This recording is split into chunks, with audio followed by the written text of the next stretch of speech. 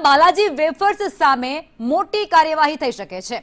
રાજકોટ જિલ્લા કલેક્ટર દ્વારા એક મોટું નિવેદન આપી દેવાયું છે, જેમાં પ્રદૂષિત પાણી છોડવા મુદ્દે જીપીસીબી તપાસ કરશે।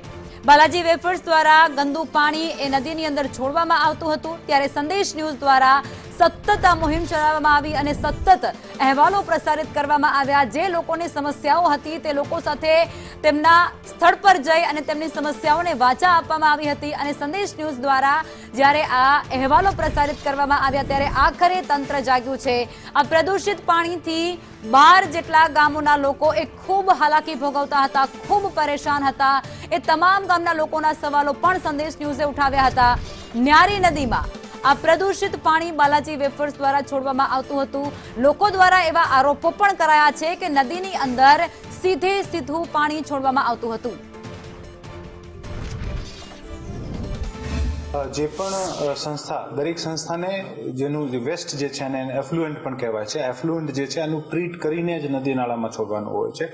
જે પણ સંસ્થાઓ, જે પણ ફેક્ટરીઝ, જે પણ ઇન્સ્ટિટ્યુશન્સ અને વગર ટ્રીટ કર્યા અને પોલ્યુશન કંટ્રોલ બોર્ડના અમુક સમયાંતરે જે નોર્મ્સ બન્યા છે, environmental protection act, water act, air act, આ તમામ એક્ટ જે છે, આ કાયદાનું જ્યાં જ્યાં વાયોલેશન થશે આ લોકો અમને ફરિયાદ કરશે તો અમે જીપીસીબી મારફત તપાસ કરાવીશું ને અમુક જીપીસીબીનું મેન્ડેટ છે કે આ તમામ પોલ્યુશનના રિલેટેડ જેટલા પણ એક્શન્સ હોય જીપીસીબી સમયાંતરે આનું તપાસ કરતો જ હોય છે અને પછી જે કેસ હશે જેમાં જે ફાઉન્ડિંગ્સ મળશે એવી રીતે આ તમામ એજન્સીને દંડ કરવાની ક્લોઝર સુધીની જોગવાઈઓ છે, આના મુજબ એક્શન કરવામાં આવશે। પ્રકૃતિને પ્રદૂષણથી કેવડું મોટું નુકસાન થાય છે તેનું જીવંત ઉદાહરણ અત્યારે તમે સંદેશ ન્યૂઝના કેમેરામાં જોશો। અહીંયા આપ આ દ્રશ્ય જુઓ, આ છે હરિપર અને ઈશ્વરિયાની વચ્ચે આવેલા ન્યારી નદીના જોડાણવાળો એક આખો પ્રાકૃતિક કૂવો છે, પરંતુ આ કૂવો નહીં, તમને અત્યારે અહીંયા આખું ખાબોચિયું ભરાયેલું હોય ને તેની અંદર ગંદુ પાણી હોય એ દ્રશ્યમાન થઈ રહ્યા છે। થોડા વર્ષો પહેલા જ આ કૂવાની અંદર એટલું ચોખ્ખું પાણી હતું કે તેમાંથી લઈને ગ્રામજનો પોતાના વાડીએ અથવા તો પોતાના ગામની અંદર પીવાનું પાણી વાપરતા હતા, પરંતુ અહીંયા ચારે તરફ ગંદકી છવાયેલી છે અને આ ગંદકી માટે જો કોઈ જવાબદાર હોય તો એ ન્યારીની અંદર ઠલવાતું કેમિકલયુક્ત ગંદુ અને ડોમેસ્ટિક વોટર છે અને એ છોડવાવાળું બીજું કોઈ નહીં પરંતુ બાલાજી વેફરના જે સંચાલકો છે એ છે।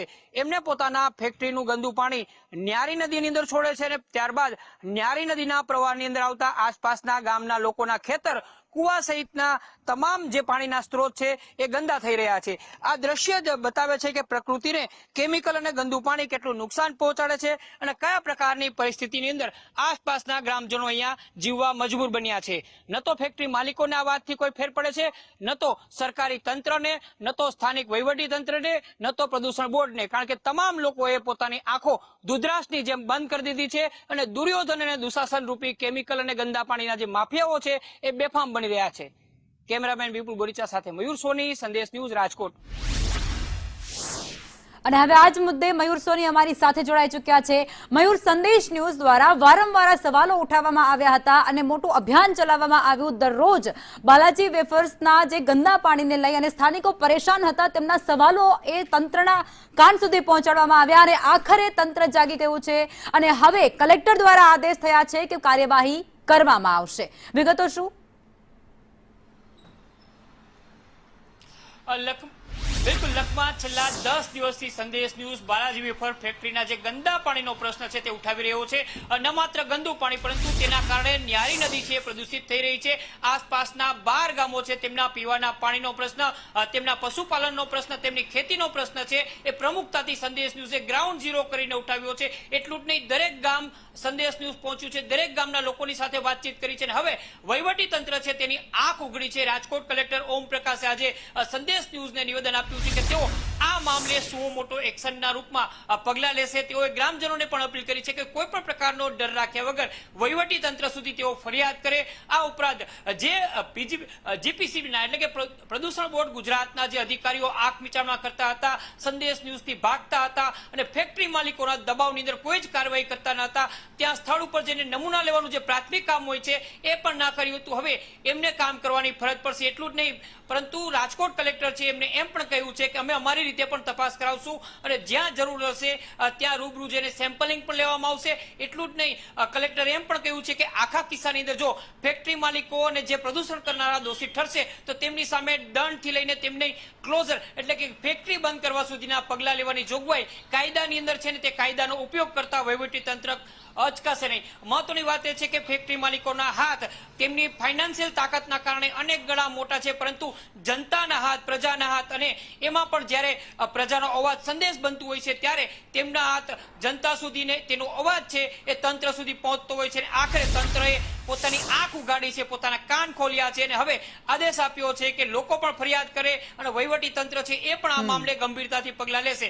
મહત્વની વાત એ છે કે હરિપર ગામ એ જ ગામ છે કે જેના લોકોએ 12 વર્ષ પહેલા આંદોલન કર્યું હતું ને બાલાજીની ફેક્ટરી છે કેટલોક સમય સુધી બંધ કરી દેવાની ફરજ પડી હતી, કારણ કે બાલાજી ફેક્ટરીના સંચાલકો છે એમને પોતાનું ગંદુ પાણી ન્યારી નદીની અંદર છોડ્યું હતું અને સંખ્યાબંધ માછલાઓ છે તેના મોત થયા હતા અને ત્યારબાદ ગ્રામજનોએ આંદોલન કર્યું હતું.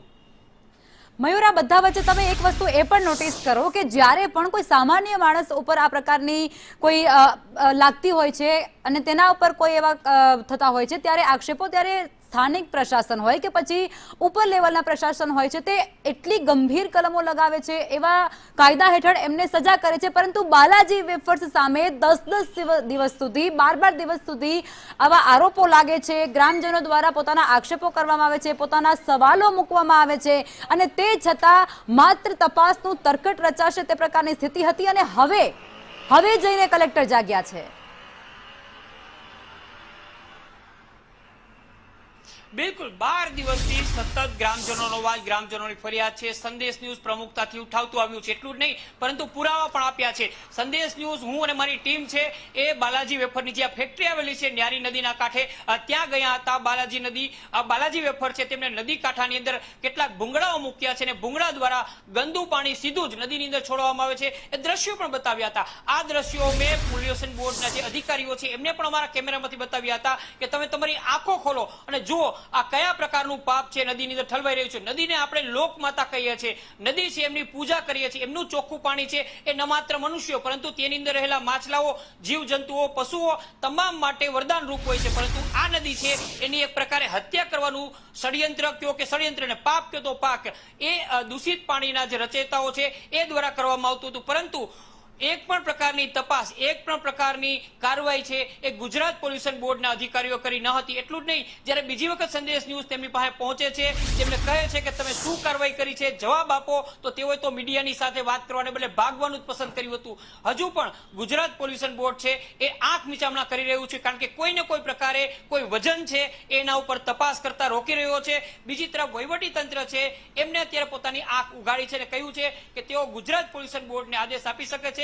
પહેલા સ્વતઃ ગુજરાત પોલ્યુશન બોર્ડ પોતાની રીતે તપાસ કરે, નહીં કરે તો પછી વહીવટી તંત્ર છે એ આ મામલે હસ્તક્ષેપ કરશે. બિલકુલ, આભાર મયુર, આપ જોડાયા તે બદલ.